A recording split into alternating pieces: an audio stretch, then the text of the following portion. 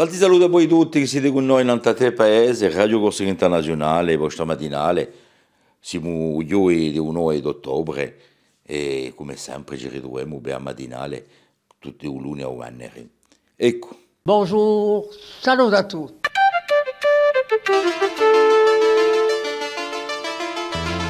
All'ascolto di Radio Corsica Internazionale, prima Radio Corsica. Siamo sempre qui.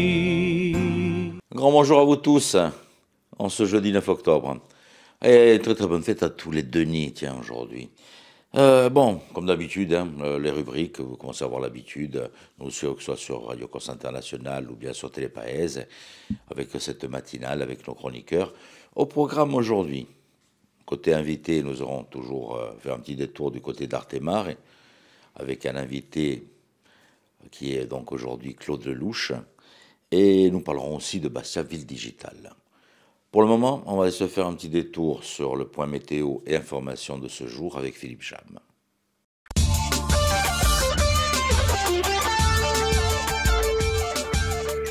Bonjour Auguste, bonjour à toutes et bonjour à tous. Aux éclaircies du petit matin va succéder un temps plutôt nuageux avec même quelques faibles pluies dans l'après-midi. Le vent d'est à sud-est sera faible à modéré. Quant aux températures maximales, elles se situeront en mi-journée entre 21 et 24 degrés en moyenne, 15 degrés seulement sur le relief.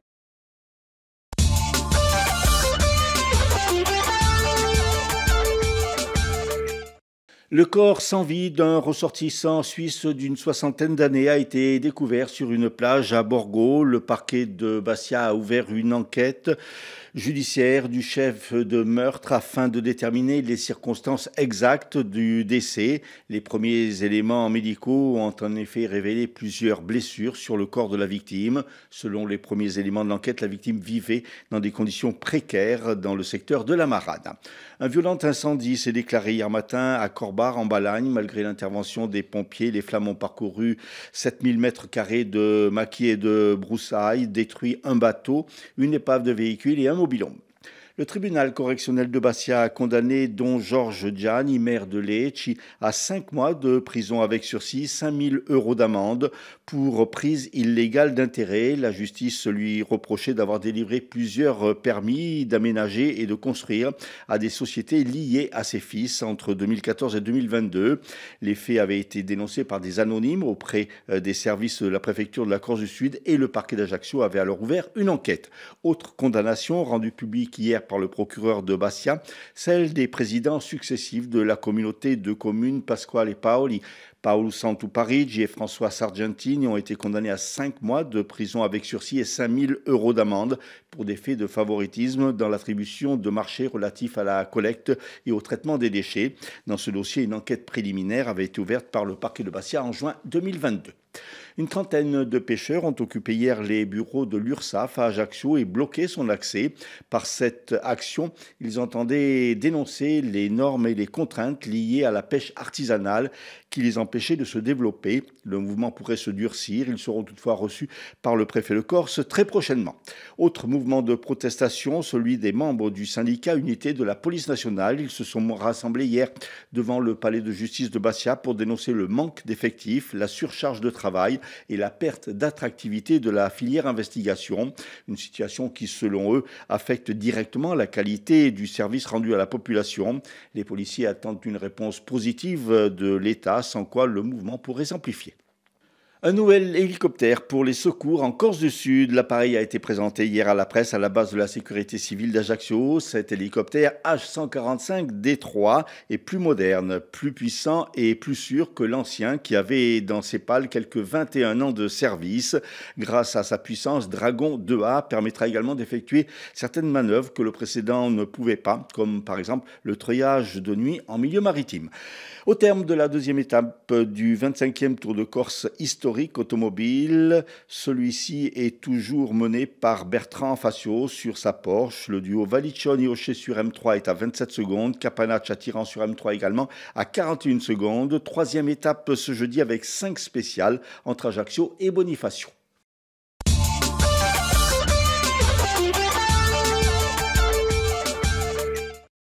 Merci Philippe, et puis on vous retrouve tout à l'heure avec nos invités. On va poursuivre cette fois-ci avec les pronostics hippiques. On s'en va du côté de Saint-Cloud, d'Anguin, avec Rémi pour les pronostics des courses hippiques du jour. Les pronostics hippiques de Rémi sur Radio Corse International. Bonjour à tous, ce jeudi dans les bons coups du jour, nous serons sur l'hippodrome de Saint-Cloud pour le quintet. Je vais y retenir le numéro 16 Faithful Friend qui ne devrait pas sortir des 3 premiers. Passons à la réunion d'Anguin où dans la première le 16 Legend Smart devrait lutter pour la victoire, tout comme dans la 8e le numéro 12 Nashville Blue. Bon jeu à tous. Merci Rémi, on vous retrouve demain. L'horoscope avec la charmante Paxi qui nous rejoint tous les matins. Donc, écoutez bien votre signe zodiacal.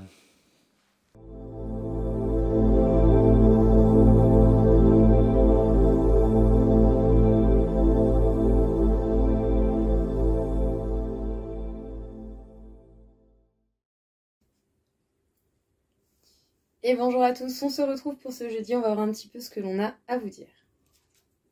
Les béliers, si vous suivez votre intuition, vous saurez quoi faire et au bon moment. Faites confiance à votre petite voix intérieure.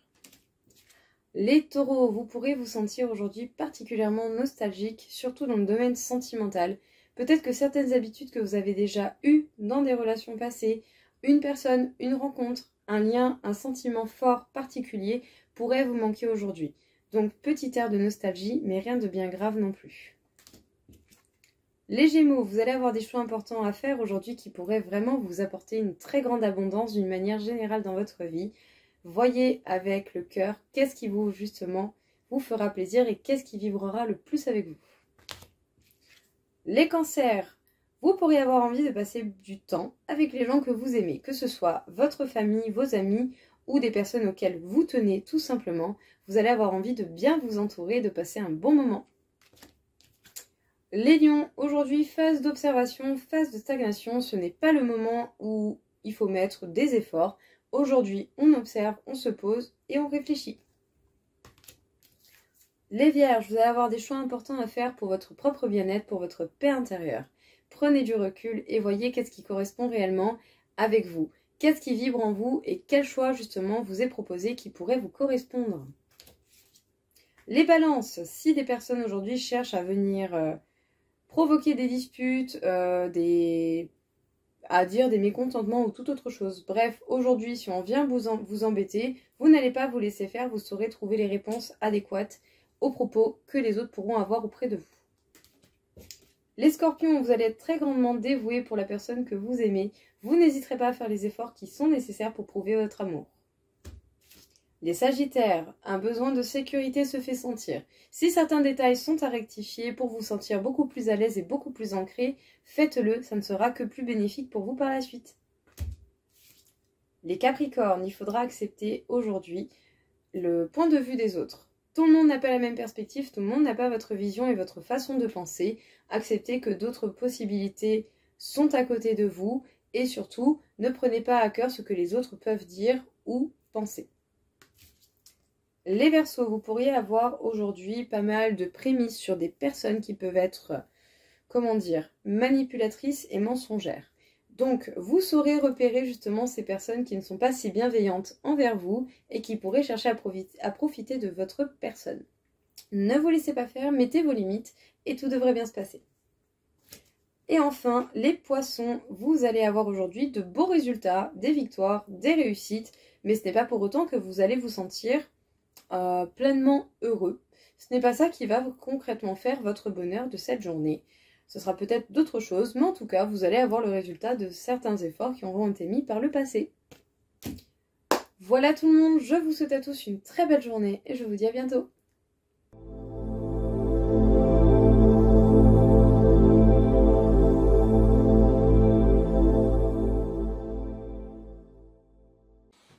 Bon, c'était bon, ça allait pour votre signe aujourd'hui? Bon, allez, vous pouvez sortir de la maison, tranquille. Bon, je vous disais, on a un invité de marque, c'est aujourd'hui pour Artemar et Claude Lelouch, qui sera donc l'invité de Radio Corse International et Télépaèse. Et on se retrouve juste après.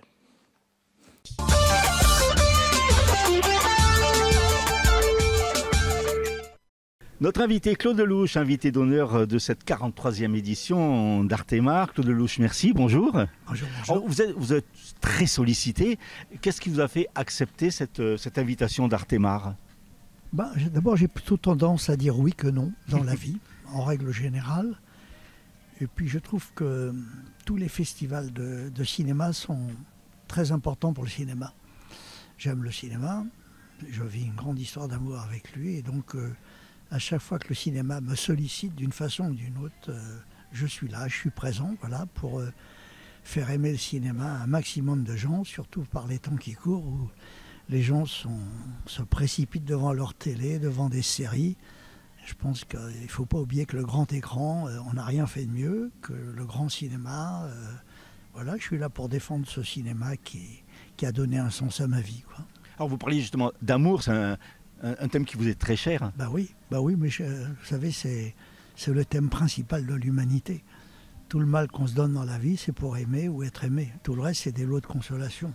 Tout passe par l'amour, c'est le seul moment. Vous savez, quand on est capable d'aimer quelqu'un d'autre plus que soi-même, c'est très agréable. Comment vous définiriez justement l'amour? Justement, c'est ça, c'est à un moment donné, on passe de l'égoïsme à la générosité. Je veux dire que quand on est amoureux, les autres nous intéressent. Vous voyez ce que je veux dire? S'intéresser à quelqu'un. En général, on s'aime beaucoup. On a beaucoup de tendresse pour soi, pour chacun de nous. Donc quand on est capable d'aimer quelqu'un plus que soi, c'est bien, c'est ça. C'est à ce moment-là que le genre humain devient intéressant. Alors, Artemar, c'est le festival des cultures méditerranéennes. Quel regard justement vous jetez sur le cinéma méditerranéen? Écoutez, pour moi, je ne fais pas de différence. Il y a les bons films et ceux qui sont ennuyeux. Voilà. Quand un film est bon, quelle que soit son origine, il est le bienvenu. Vous savez, c'est un peu comme si vous me demandiez quelle race je préfère. Voilà, non. Je veux dire, on a tous la faculté, à un moment donné, d'être un peu meilleur que d'habitude. Mais tous les cinémas du monde, aujourd'hui, ont montré qu'ils étaient capables de faire des films passionnants. Voilà, tous. Et il y a mille et une façons de faire du cinéma, donc il faut respecter tous les styles, toutes les formes. À chaque fois qu'on cite quelqu'un en particulier, c'est de la démagogie, vous voyez ce que je veux dire. Moi, quand je vais au cinéma, c'est pour pas m'ennuyer. À chaque fois que oui. Voilà, donc il y a les films ennuyeux et puis les autres, voilà. Alors et la Méditerranée, évidemment, elle est colorée, elle est ensoleillée, elle a plus d'humour parce que c'est plus facile de vivre au soleil que sous la pluie, quoi. Voilà. Mais encore que, on l'a vérifié avec les Ch'tis, qui se passe dans le Nord et qui a fait le plus gros carton de l'histoire du cinéma. Voilà. En Corse, on a beaucoup de réalisateurs, d'acteurs. Vous connaissez un petit peu le cinéma corse? Pour moi, le cinéma corse, c'est un peu le cinéma français. J'arrive pas, j'ai du mal à imaginer que, pour moi, c'est une entité. Ça va ensemble. Encore une fois, j'ai pas envie de faire des séparations, des douanes. Non, nous sommes des êtres humains qui vivons dans des régions différentes, donc on a des influences différentes. On voit pas les choses de la même façon ici au soleil qu'à Paris sous la pluie. Vous voyez, donc. Il faut tout.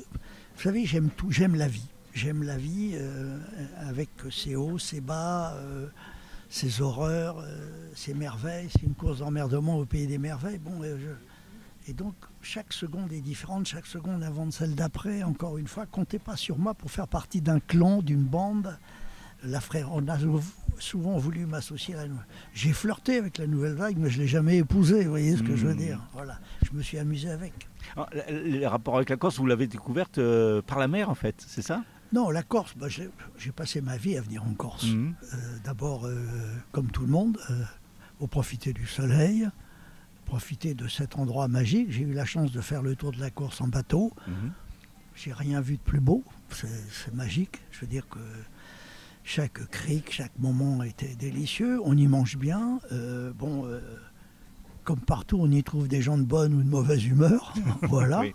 Donc il faut faire avec, il faut tomber sur la bonne personne.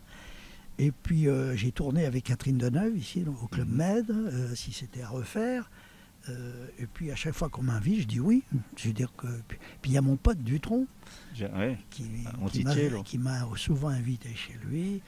Et non, c'est un pays merveilleux. C'est vrai que bon, mais encore une fois, mon problème, c'est que j'aime tout. Vous voyez ce que je veux dire? J'aime la vie, et à travers mes films, j'essaye de la faire aimer aux gens. J'essaye pas de faire de différence entre la Côte d'Azur et la Corse. Non, pour moi, c'est pareil, c'est la même chose, quoi. Voilà, donc non, encore une fois, j'aime la Corse, j'aime y venir. Et puis je suis content de retourner à Paris. Je suis né à Paris, donc je suis un Parigot. C'est normal que les Parigots, à un moment donné, ils se la pètent un peu, quoi. Vous parliez de Jacques Dutronc, justement, à l'instant. C'est quelqu'un que vous avez connu quand vous aviez débuté, vous faisiez les Scopitones? On a fait un film ensemble, Le Bon et les Méchants. Oui. On a fait Le Bon et les Méchants avec Marlène Jobert. Non, c'est un garçon que j'adore. J'adore son humour, j'adore sa façon de voir les choses. Voilà, donc j'aime beaucoup son fils aussi. J'ai beaucoup aimé Françoise Hardy, avec qui j'ai fait des Scopitones. Des Scopitones aussi, oui, bien sûr. Encore une fois, ne comptez pas sur moi pour dire du mal de qui que ce soit. Vous voyez, je sais pas. J'ai passé ma vie à faire aimer ce que j'aimais. Voilà. Quels sont vos projets aujourd'hui? Le dernier film date de 2023, je crois, c'est ça? Oui, alors là, je prépare mon 52e film. Avec toujours la même envie? Oui, parce qu'il me reste très peu de temps, mais j'ai envie de prendre mon temps un peu plus que d'habitude. Voilà, je pense que ce film va me demander 2 ans de travail, de tournage. Je vais prendre mon temps. J'aimerais que ce film sorte après mon départ. Comme ça, je n'aurai pas à subir l'épreuve de la sortie. Voilà. Et je vais prendre mon temps pour... à l'âge que j'ai vu tellement de choses. Je voudrais faire un film sur ma mémoire. Qu'est-ce qui reste de tout ça? Voilà. Donc le film va s'appeler Il était une fois, tout ça.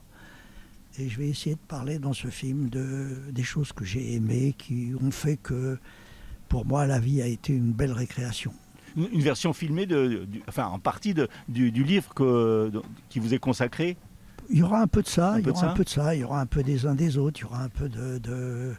Non, et puis j'ai envie de raconter la grande histoire du monde pour expliquer nos petites histoires. Je veux dire, nos petites histoires, elles sont intéressantes par rapport à la grande histoire. Donc je vais faire un parallèle entre l'histoire du monde depuis le Big Bang jusqu'à aujourd'hui, avec nos petites histoires, mais qui, quelque part, ont inventé la grande histoire. Claude Lelouch, merci beaucoup et on vous souhaite un bon festival. Ça m'a fait plaisir. Merci. Jean-Olé Laprune, bonjour. Bonjour. Vous êtes invité à ce festival Artemar pour représenter notamment votre livre « Le cinéma, c'est mieux que la vie » consacré à Claude Lelouch. Comment est venue l'idée de ce livre en fait? Alors l'idée est assez ancienne puisque la conversation que nous avons commencé avec Claude date d'il y a plus de 20 ans, 25 ans, quelque chose comme ça. Et sur l'idée d'un petit peu d'une injustice, c'est-à-dire qu'on parlait des films de Claude Lelouch, on ne parlait pas du cinéma de Claude Lelouch. Il était identifié par rapport à des titres très connus qui, à mon sens, n'étaient pas très analysés. On disait c'est bien, c'est pas bien et tout. Et à aucun moment on pouvait l'assimiler à un auteur. Et c'était pour plonger justement dans ce mystère Claude Lelouch qu'on a commencé à discuter de ses films, de ce qu'il voulait dire et de la façon dont il les faisait. Alors justement, comment c'est articulé après votre travail? C'est vous l'avez dit, sur 20 ans, c'est ça? Ah oui, c'est énorme. Hein. On a eu des centaines, je peux dire des centaines d'heures de conversation. Toutes n'étaient pas utilisables parce qu'on parlait parfois d'autres choses que de ces films, on parlait des films des autres. Mais ça s'est articulé de façon chronologique par rapport au premier film, deuxième film et ainsi de suite. La référence, c'était le Hitchcock-Truffaut quand même, qui est ce qu'on peut faire de plus intéressant en matière de cinéma. Et donc, une fois que vous rentrez dans les films, vous rentrez sur la façon dont ils sont faits. Comme une bonne partie du cinéma de Claude Lelouch repose sur des expériences personnelles, sur ce qu'il a vécu, on est obligé de rentrer dans sa vie, comment tout ce qu'il a pu vivre et tout. Et puis, discutant de ça, on s'est rendu compte que Claude Lelouch est un immense cinéphile, et donc c'est parler aussi du cinéma des autres. Donc c'est devenu un livre sur Claude Lelouch, mais également sur le cinéma de façon générale. Aujourd'hui, c'est une référence pour le cinéma, ce livre. Vous le prenez forcément comme un compliment. Oui, bien sûr. Ça vous émeut, oui, c'est ça. L'objectif, c'est quand même que les gens revoient les films de Claude Lelouch avec un regard non pas différent, mais un regard un petit peu plus profond et plus aigu sur ce qu'il veut dire. Alors, le cinéma, la production cinématographique ou audiovisuelle, c'est votre métier, votre passion. Comment vous avez plongé dans ce monde? En allant au cinéma, déjà tout petit. Tout petit? C'est tout petit, oui, en allant voir les films Avenue des Gobelins, près de là où j'habitais. Puis d'un seul coup, je me rends compte qu'il y a un cinéma qui est un petit peu moins cher que les autres, qui est à 7-8 stations de métro, qui est la Cinémathèque française. Donc là, on plonge dans toute l'histoire du cinéma au sens large. C'était la grande époque d'Henri Langlois avec un désordre absolu, mais je m'en fichais, j'avais pas vu les films. Donc l'un film était remplacé par un autre, c'était pas grave, je l'avais pas vu. Puis petit à petit, on se dit, je vais en faire mon métier. Donc je me suis retrouvé, parce que j'ai aucun talent comme réalisateur, aucun artistique particulier. Je suis passé de l'autre côté en faisant des études de commerce. Et voilà, il travaillait dans le cinéma. Il travaillait notamment pour Canal+. Notamment pour Canal+, voilà. Donc avec, et le cinéma aujourd'hui, comment il se porte d'après vous? Parce qu'à un moment donné, il était vraiment au creux, il remonte un peu, comment ça, face aux autres médias, aux autres supports qui sont aujourd'hui de mise? Il se cherche, de la même façon qu'il s'est cherché dans les années 70 parce qu'il y avait la télévision, qu'il s'est cherché dans les années 80 parce qu'il y avait la vidéo, puis après il y a eu Canal+, donc à chaque fois il y a les plateformes, donc il se cherche à chaque fois. Donc il y a eu des premières réponses qui sont dans les salles de cinéma, qui n'ont plus rien à voir avec celles que je fréquentais quand j'étais gamin, qui sont beaucoup plus modernes, beaucoup plus agréables et tout. Et par rapport aux films qui deviennent de plus en plus adultes, je dirais, donc de plus en plus spectaculaires. Donc pour l'instant, ça n'a pas encore été totalement digéré parce que les plateformes s'approprient en permanence ce qui marche. Donc il y a une bonne partie du cinéma d'auteur qui est détournée par Netflix, Canal+, qui vous voulez, Max. Il y a des tas de films qui sortent plus au cinéma alors qu'ils auraient dû le faire. Les festivals, ça aide justement à la promotion, c'est intéressant. Quel regard vous jetez sur ce festival Artemar? Tous les festivals, notamment celui-ci, sont fondamentaux. Je veux dire, d'abord les gens se retrouvent avec la même passion, le même goût. Ça parle que de cinéma, donc, et en plus dans un cadre comme celui-ci, donc c'est encore plus agréable. Quand il fait beau, il y a une phrase de François Truffaut qui disait « Il fait beau, chic, on va pouvoir aller au cinéma ». Donc voilà, donc c'est ça. Non, c'est des lieux qui sont précieux parce qu'en plus, vous voyez les films sans l'a priori de la critique. Quand un film sort en salle, bien ou pas bien, vous avez quand même derrière vous un certain nombre de gens qui l'ont déjà vu, d'articles de presse ou de télévision qui disent « C'est bien, c'est pas bien ». Donc vous arrivez avec un préjugé. Favorable ou défavorable. Là, vous arrivez, mais totalement vierge par rapport à ce que vous allez voir. Donc, hier soir, j'ai vu un très joli film. J'ignorais complètement ce dont il s'agissait. Donc, Diamanti, un film italien qui s'appelle Diamanti. Voilà, donc, c'est ça aussi la magie des festivals. Vous venez souvent en Corse, du côté de Propriano, je crois. Vous avez des amis. Vous connaissez un petit peu aussi le cinéma corse, parce qu'il y a beaucoup de réalisateurs, il y a des acteurs. C'est un monde qui se développe beaucoup en Corse, sur l'île. Récemment, oui, le cinéma corse, entre guillemets, a beaucoup fait parler de lui à travers des films aussi. Je sais pas, Le Royaume et Borgo sont deux films qui sont vraiment très intéressants. Et puis, il y a une grande tradition de Corse. Il y avait une des grandes scripts du cinéma qui était corse. Il y avait José Giovanni qui était un grand scénariste et réalisateur qui était corse également. Donc il y a Xavier Giannoli qui est un des meilleurs metteurs en scène français actuellement et corse, enfin d'origine corse. Donc oui, on sent quand même qu'il y a une cinéphilie. À Porto Vecchio, il y a une cinémathèque tout à fait brillante et pertinente. Oui, il y a une cinéphilie, un amour du cinéma qui est en Corse, oui, bien sûr. Oui, ça c'est... Je le reconnais bien volontiers. Alors vous avez sorti ce livre donc, que vous avez présenté à ce festival. Maintenant que vous avez fini ce livre, il y a déjà d'autres projets? Ça va vous libérer un petit peu de temps, non? Oui, il y a d'autres projets sur le cinéma, bien sûr, sur le cinéma français. Et je sais pas, j'ai 2-3 pistes qui sont encore un petit peu frustes, donc j'en parle pas, mais qui m'intéresseraient de me replonger dans l'histoire du cinéma français des années 50-60. Voilà. Donc, que je trouve est une période qui souffre beaucoup de l'omniprésence de la nouvelle vague, avec tout ce qu'il y a de bien, bien sûr, mais qui a occulté beaucoup de cinéastes et beaucoup de films que l'on oublie un petit peu. Donc c'est un petit peu là-dedans que je me plongerai avec délectation.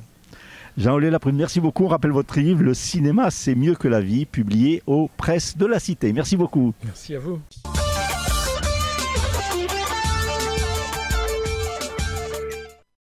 Voilà, Claude Lelouch qui a reçu la médaille de la ville de Bastia hier des mains de Pierre Saville et le maire de Bastia.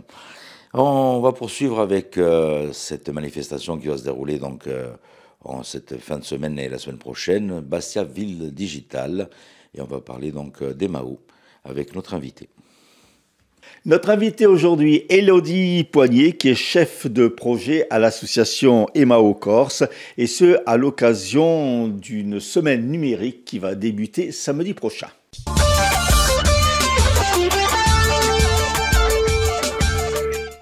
Élodie, bonjour. Bonjour Philippe. Alors, vous êtes, on va rentrer dans une semaine très chargée pour Emao. On rappelle tout d'abord un petit peu ce qu'est Emao.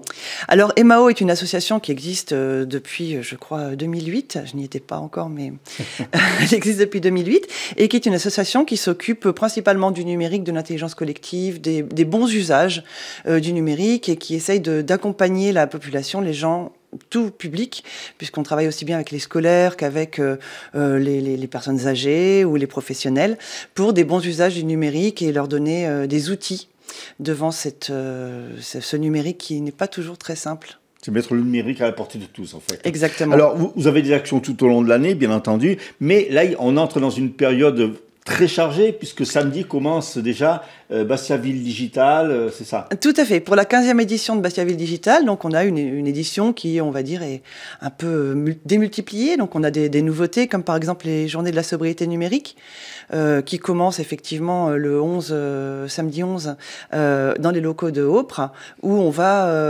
faire cette journée des sobriétés numériques pour le tout public, où on va aider les gens à avoir une utilisation plus sobre et plus réfléchie des outils d'Internet. Et il y aura une grande foire de vente de matériel d'occasion, etc. Et ensuite, il y aura une autre journée sur la sobriété numérique qui sera le 15, mercredi, là à destination du public professionnel, associatif, collectivité, etc. Et là, c'est dans le cadre du programme Alt Impact, qui est un programme de l'ADEME pour lequel nous sommes les lauréats sur la Corse. Et donc en collaboration, en partenariat avec l'INRIA et le CNRS, et qui sera une journée vraiment dédiée aux professionnels pour les accompagner dans cette sobriété numérique et ce numérique responsable qui est quelque chose de très important.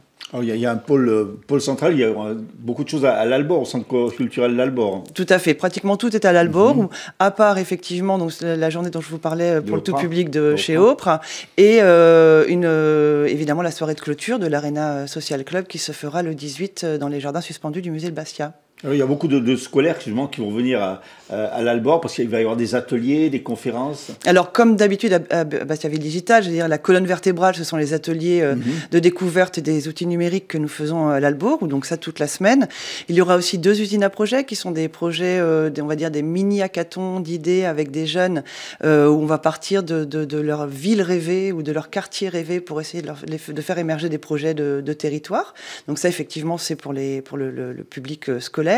Et puis, dans le cadre des 2e rencontres de l'esprit critique itinérante qu'on organise vendredi 17 et samedi 18, le vendredi journée sera réservé à un public scolaire avec des ateliers sur l'esprit critique et qui cette année sera basé dont la thématique. Voilà. La thématique, c'est comprendre et déconstruire les mécanismes d'emprise.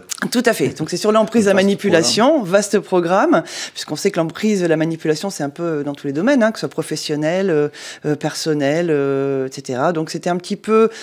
On va essayer de prendre ça quand même dans un angle un peu ludique avec les jeunes. Donc, on va avoir des ateliers comme comment faire croire quelque chose de bête à des gens intelligents ou comment devenir le maître du monde. Voilà, ce genre d'atelier qui permet de faire comprendre aux gens que l'esprit critique c'est important et d'arriver à prendre un petit peu de distance avec toutes les choses pour se prémunir de ce genre de problème. C'est également à la portée des adultes. C'est aussi destiné aux adultes. Tout à fait. Mais là, je vous parlais des ateliers justement puisqu'on parlait des scolaires. Les ateliers de la journée du vendredi, ce sont pour les scolaires. Et puis après, on a un apéro rencontre avec tous les participants, tous les intervenants des rencontres de l'esprit critique. Donc un apéro à 19h à la cafétéria de l'Albor, ou le vendredi 17. Un spectacle le soir en collaboration avec l'Université de Namur. qui est un spectacle qui s'appelle l'Instant Critique, et qui est pareil, quelque chose d'assez ludique et assez fun pour parler de sujets qui ne le sont pas forcément. Oui, c'est vrai, oui. Voilà. Et le samedi, donc toujours dans le cadre des REC, on aura une table ronde et un atelier, pas un atelier du tout, une table ronde et une conférence. Voilà. Justement, il y a de nombreux intervenants, qu'ils soient nationaux ou locaux. Tout à fait. On a, je crois, une dizaine d'intervenants nationaux, et puis on a des intervenants locaux, puisque quand même, sur ce genre de problématique, on a des gens qui représentent très bien la Corse. Donc il y aura le CIDFF, le C3S, voilà, des gens qui sont un petit peu partie prenante de tout ce genre de problèmes, malheureusement. Et il y aura un village des associations, où les associations donc seront présentes dans le hall de l'Albor, où ce sont des associations d'aide aux victimes ou de lutte contre l'addiction, etc., qui sont vraiment bien ici en Corse. Alors, Emao existe donc depuis un petit moment, comme vous l'avez dit. Aujourd'hui, vous avez des retours, justement. Vous sentez que les gens sont plus portés, ça arrive à s'adapter au numérique grâce à vos actions? Alors, on se rend compte que, par exemple, depuis quelques années maintenant, nous avons un conseiller numérique au sein d'Emao. Et avec la CAB, on développe un programme d'accompagnement des publics donc qui sont en difficulté devant l'utilisation du numérique. Ça fonctionne pas mal. Il fait aussi des ateliers retraite pour préparer à la retraite, parce que je crois que maintenant on est quand même vraiment obligé de passer par le numérique. Exactement, et c'est jamais très simple pour tout le monde. Donc voilà, on fait des accompagnements et on se rend compte effectivement qu'il y a vraiment, en tout cas, que ça porte ses fruits, oui. Parce que le numérique, en fait, c'est très vaste, puisqu'il y a de nombreux outils. Il y a Internet, il y a l'ordinateur, il y a le portable. En fait, c'est très vaste comme domaine d'action. Je pense que maintenant, le numérique est pratiquement partout. Partout, voilà, oui. Donc, effectivement, on ne peut pas l'ignorer. Donc, c'est vrai que chez nous, chez Emao, on essaye d'utiliser ce numérique et de former, ou en tout cas d'accompagner les gens dans l'utilisation de ce numérique pour avoir en tout cas ne plus avoir peur, démystifier un petit peu, et puis qui ait une vraie utilisation qui soit positive et qui soit émancipatrice. Vous intervenez aussi chez les anciens, Casadi et... À Casadi et Chêne, c'est tout ça. Alors, pas directement, parce qu'eux, ils ont des gens qui s'en occupent, mais on intervient auprès des personnes âgées. Ouais, Casadi Lanziani. On intervient auprès des personnes âgées. Donc, parce que c'est elles qui sont le plus sensibles à... Eh ben, pas forcément. Il y a même alors déjà, il y a beaucoup de personnes âgées qui ont la chance d'avoir des enfants ou petits-enfants qui s'en sortent. Mais on voit que dans nos... Enfin, quand on fait des interventions et des ateliers, c'est pas forcément que les personnes âgées qui sont là. Alors, donc, on rappelle les rendez-vous. Ça commence ce samedi donc à Aupre, avec une journée porte ouverte dans les locaux. Et ensuite, à partir de dimanche, lundi, ça va se dérouler à l'Albor. Voilà, à partir de lundi à l'Albor jusqu'à vendredi avec les ateliers, etc. Samedi avec les rencontres de l'esprit critique et évidemment, comme tous les ans, la Factory, donc l'espèce de kermesse numérique à Lupino Factory, où il y aura une vingtaine de stands et d'ateliers pour que petits et grands puissent essayer et s'initier aux outils du numérique. Et le soir, la soirée de clôture à l'Arena qui, elle, se passe dans les jardins du musée. Élodie, merci beaucoup de nous avoir éclairé sur le numérique. Nous qui sommes ici à RCI et Télépaèse, quand même bien branchés dessus. Merci beaucoup. Merci.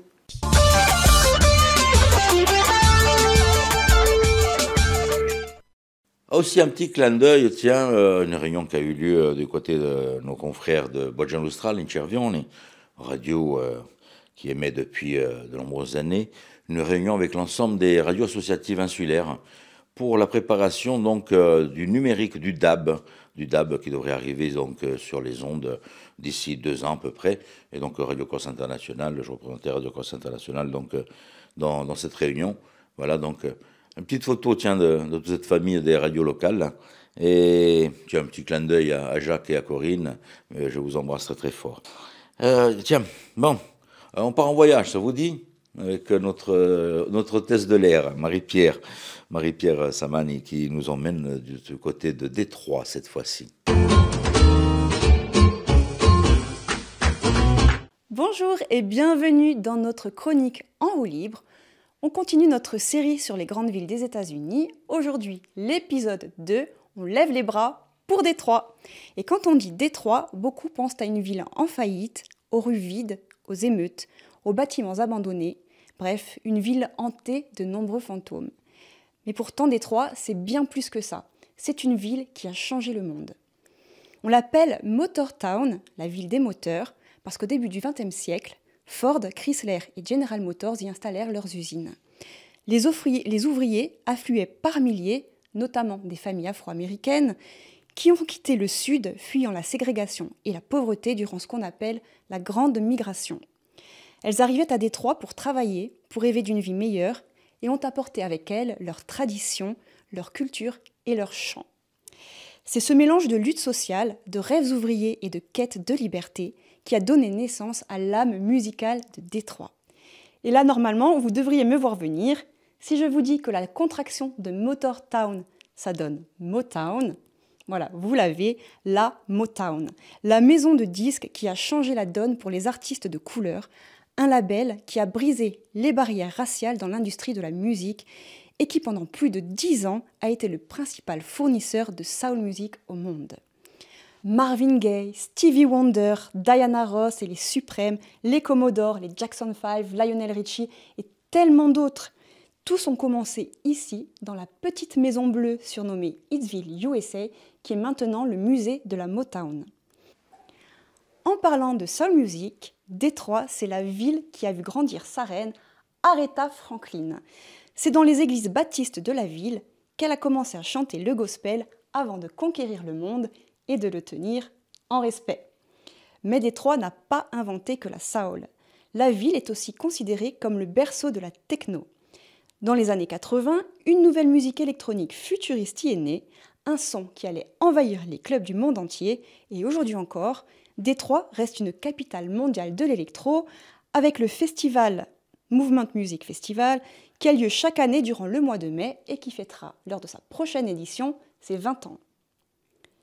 Côté rock, impossible de passer à côté de Jack White, enfant de Détroit, qui a remis la ville au cœur de la scène avec son titre Seven Nation Army, devenu un hymne universel repris des stades de foot jusqu'aux fêtes de village. Et enfin, n'oublions pas Eminem, qui a grandi dans l'un des quartiers les plus difficiles de Détroit et en a même fait un film 8 Mile. Il y raconte sa vie, ses galères, sa rage de s'en sortir grâce à la musique. On pourrait parler de tout ça encore pendant des heures, tellement Détroit en est riche, mais voilà, le cinéma aussi s'en est emparé. Robocop, en 1987, imaginait un Détroit futuriste et gangréné par le crime, tristement visionnaire. Plus récemment, le merveilleux Grand Torino de Clint Eastwood montre l'Amérique populaire et ses contrastes en suivant le parcours initiatique et la résilience de ses protagonistes.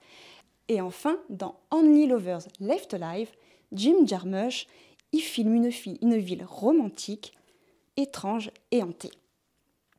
Et même le monde du jeu vidéo s'en est emparé avec Detroit Become Human, une ville futuriste, théâtre de la révolte des androïdes, où encore une fois, la ville est le miroir des fractures américaines.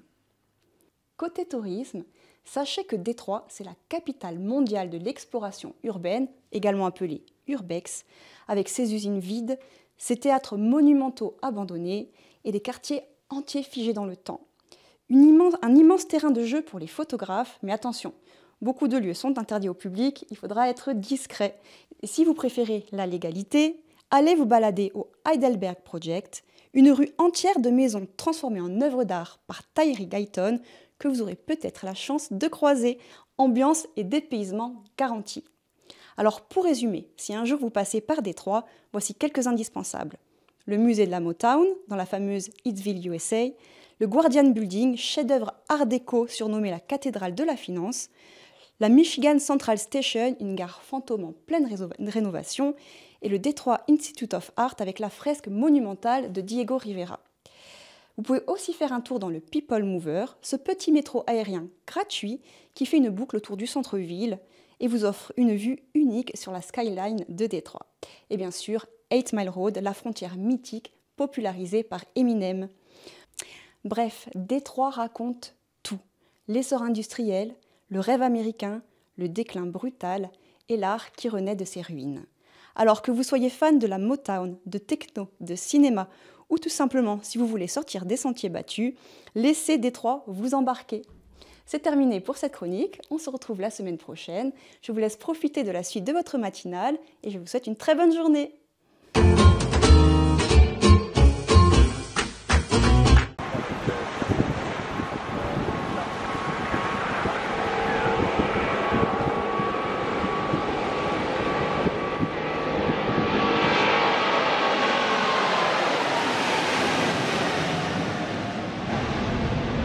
Formidable, Marie-Pierre. Elle nous donne envie de voyager. Et puis tiens, hop là, vous avez vu, elle a repris son avion, elle est repartie à conquête d'autres pays. Bon, on arrive à la fin de cette matinale, mais auparavant, on va se faire un petit détour sur les titres de l'information du jour. Une information judiciaire du chef de meurtre ouverte à Bastia après la découverte du corps d'un ressortissant suisse d'une 60aine d'années sur une plage à Borgo. Don Georges Gianni, maire de Lecce, condamné à 5 mois de prison avec sursis et 5 000 € d'amende pour prise illégale d'intérêt. Dans un autre dossier, Paolo Santu Parigi et François Sargentini, présidents successifs de la communauté de communes Pasquale Paoli, ont été condamnés à 5 mois de prison avec sursis et 5 000 € d'amende pour des faits de favoritisme dans l'attribution de marchés relatifs à la collecte et au traitement des déchets. Une trentaine de pêcheurs ont occupé hier les bureaux de l'URSSAF à Ajaccio et bloqué son accès pour dénoncer les normes et les contraintes liées à la pêche artisanale qui les empêchent de se développer. Au terme de la deuxième journée du 25e Tour de Corse historique automobile, Bernard Facio sur sa Porsche est toujours en tête devant Valicioni sur M3 et Capanaccia sur M3 également. Côté ciel, des éclaircies le matin, mais des nuages et quelques pluies dans l'après-midi. Voilà, un grand merci à vous tous d'avoir passé ce petit moment en notre compagnie sur Télépaès, sur Radio Corse International. Je vous rappelle que vous pouvez revoir l'ensemble des matinales en replay, que ce soit sur Télépaès, sur Stampa Paès ou bien sur notre plateforme de Radio Corse International. Je vous le dis tous les matins, si vous voulez nous écouter, c'est simple, rci.websiteradio.co. Et là, vous avez tout, les podcasts, vous avez les replays et la radio en direct, bien sûr. Passez une très bonne journée, tenete forte e ci ritroviamo domani mattina. Bonjour, salut à tous.